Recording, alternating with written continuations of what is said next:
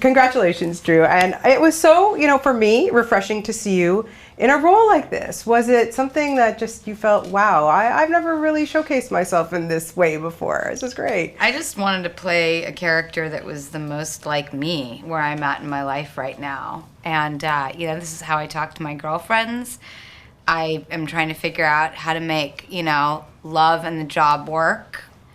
This is, very close to my life, and I found it very real. And I also laugh a lot with my friends, and things are funny to us, and we are constantly giggling. And so that sort of escapism and joy meets how real the movie gets, to me, was a no-brainer. I just had to do it. Yeah, relationships in general are, just a hard thing to get through. Hello. But trying to do a long-distance relationship, wow. I've done it my whole life because of my job. So, I just saw this and I was like, oh my God, this is so refreshing. You think of like kids in college and they go off to different schools. It kind of starts there. It's a very, for a lot of people, I don't know, I'd love to know the statistics of how many people are in a long distance relationship, but I feel like maybe it's half of the planet, are going through these same issues. And, you have goals and aspirations and a life path you've set up for yourself, but then you meet someone and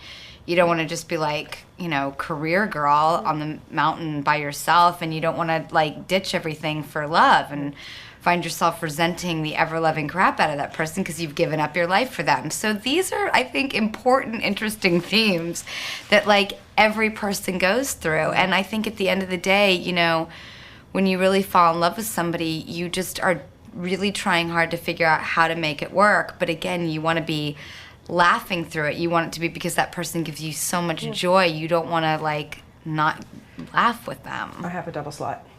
Sorry. So you're on a set. You're working opposite Justin Long, who is just such a lovely guy. But the best. You had a relationship when you were working on this film. Did that make life easier for the two of you, or do you think it was like a little harder? I think that for me, I can't speak for Justin, but I know he feels the same way.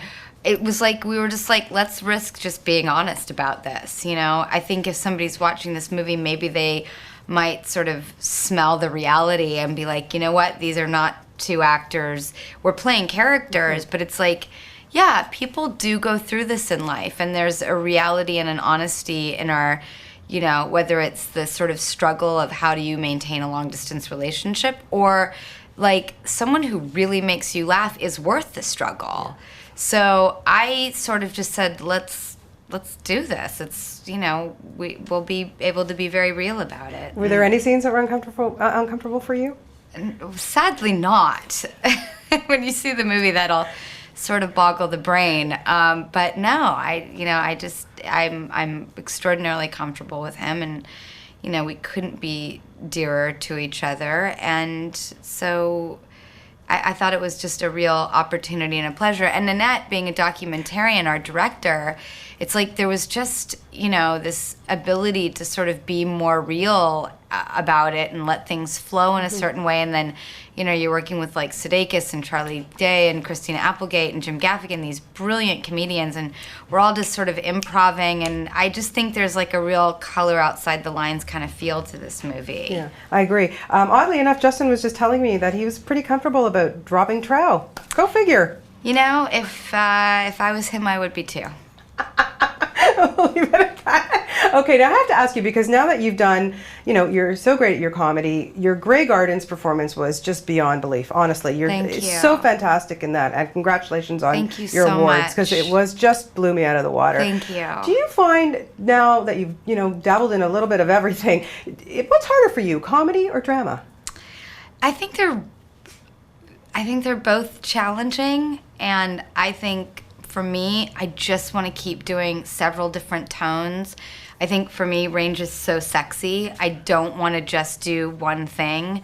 I really like lots of different flavors. I think we get in different moods at different points in our life. We want to see different types of movies. But I do want there to be a through line of some level of joy. I really don't want to make a film that's sort of in your face. I want you to leave here miserable. I think that's the only sort of genre I'm not necessarily interested in. But other than that, I really want to keep it mixed up. Yeah. And what about directing? Are we going to see you do that again? Have you been thinking about that? Yes, you will. I cannot wait. Yeah, that must have been an amazing experience for you to actually get behind the camera and boss everybody around.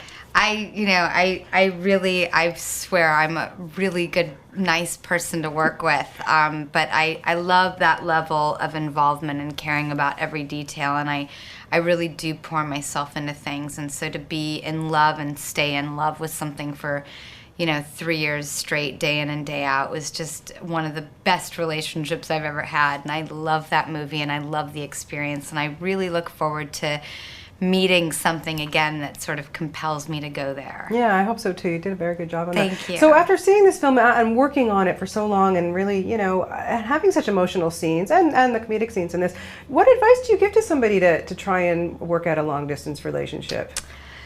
I mean, this just may be so personal, and my preference, but I just love letters. Start with letters. They're so old-fashioned and romantic and tangible, and you speak to someone in a different way. You can carry that letter around with you. It is a kind of communication that is really getting lost, and I think that I'm just holding on to it for dear life. I love letters. So you're a writer? I am. I am a writer. Well, it's interesting because, of course, everybody, texts and their BlackBerry and their internet and their Twitter and their Facebook and stuff like that. You're right. It is such a dying art form. How can we convince people that they've got to get off these computers? You can take your emoticon and shove it. I mean it. I really don't want it. I don't. That is not love to me. I thinking of you, ... Great. Awesome. How are you thinking about me? What are you thinking? Who are you? What's going on?